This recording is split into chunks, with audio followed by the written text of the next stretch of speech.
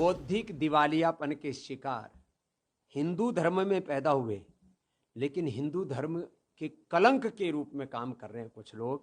अपने ही वंशधरों को, जिन ऋषिकाओं के हम संतान हैं, उन्हीं को कह रहे हैं हिंदू आतंकवाद, सनातन आतंकवाद। जब कोई प्रसंग आता है तो कहते हैं आतंकवाद का कोई धर्म और मजहब नहीं होता, लेकिन हिंदू को, हिंदुत्व को, सनातन को आतंकवाद से जो जोड़ करके मूलतः वो संविधान की भावना के भी खिलाफ काम कर रहे हैं, तो एक संवैधानिक पाप भी कर रहे हैं। उन सबको भगवान सद्बुद्धि दे, नहीं तो राजनीतिक रूप से उनका बहुत जल्दी ही मोक्ष हो जाएगा। बौद्धिक दिवालियापन के शिकार हिंदू धर्म में पैदा हुए, लेकिन हिंदू धर्म के कलंक के रूप में काम कर रहे हैं कुछ लोग कि जिस धर्म में, जिस संस्कृति में जिन पूर्वजों के वो वंशज कहलाते हैं, अपने ही वंशधरों को, जिन ऋषिकाओं के हम संतान हैं, उन्हीं को कह रहे हैं हिंदू आतंकवाद, सनातन आतंकवाद। और कहीं वोट मिल रहा है कि भगवा बोलेंगे तो वोट कट जाएगा, तो कहते हैं कि भगवा आतंकवाद नहीं, हिंदू सनातन आतंकवाद कहो। इस तरह से, और जब कोई प्रसंग आता है तो कहते हैं आतंकवाद का कोई धर्म और मजहब नहीं होता, लेकिन हिंदू को, हिंदुत्व को, सनातन को आतंकवाद से जो जोड़ करके एक बहुत बड़ा धार्मिक और सांस्कृतिक पाप कर रहे हैं, और मूलतः वो संविधान की भावना के भी खिलाफ काम कर रहे हैं, तो एक संवैधानिक पाप भी कर रहे हैं।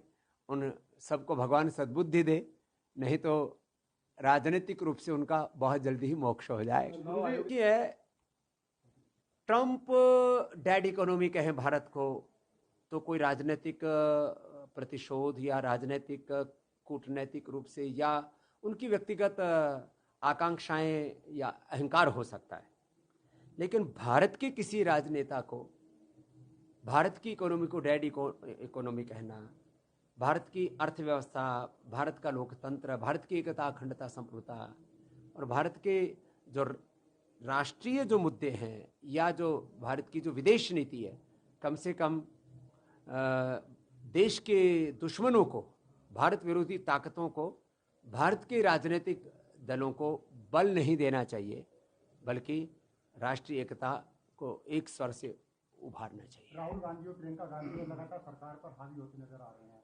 सरकार का बैर विरोध कर सकते हैं, प्रतिपक्ष का, विपक्ष का यही काम होता है कि वो जो है, जो भी उनको उचित लगता है उसका विरोध करें, लेकिन हमारी राष्ट्रीय एकता, अखंडता, संप्रभुता के मुद्दे पर, और जबकि एक नया वर्ल्ड ऑर्डर सेट हो रहा है, हो सकता है कल को डॉलर की बजाय पूरी दुनिया में भारत, चीन, रसिया, मिडिल ईस्ट और कुछ यूरोप के देश मिल गए तो एक नई अर्थव्यवस्था, नई करेंसी और एक नया वर्ल्ड ऑर्डर हम तय कर सकते हैं। तो इसलिए ऐसे संदर्भों में बहुत सोच समझ के बोलना चाहिए। वैश्विक नीति और विदेश नीति पर सब राजनीतिक दलों को एक होना चाहिए और कोई भी ऐसा अभद्र बयान नहीं देना चाहिए जिससे कि भारत का अनादर होता हो।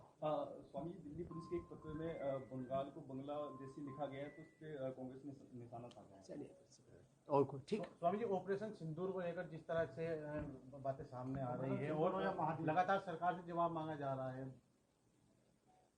ऑपरेशन सिंदूर और ऑपरेशन महादेव देश के दुश्मनों का महाकाल है और यह अभियान अभी चल ही रहा है। इस पर कोई प्रश्न उठना बनता ही नहीं।